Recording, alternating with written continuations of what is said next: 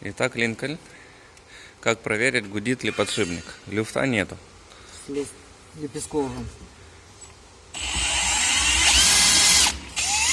Блин. Сломал.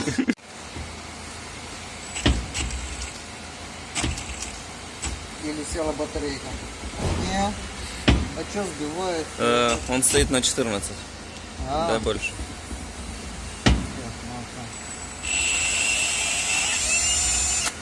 Ха.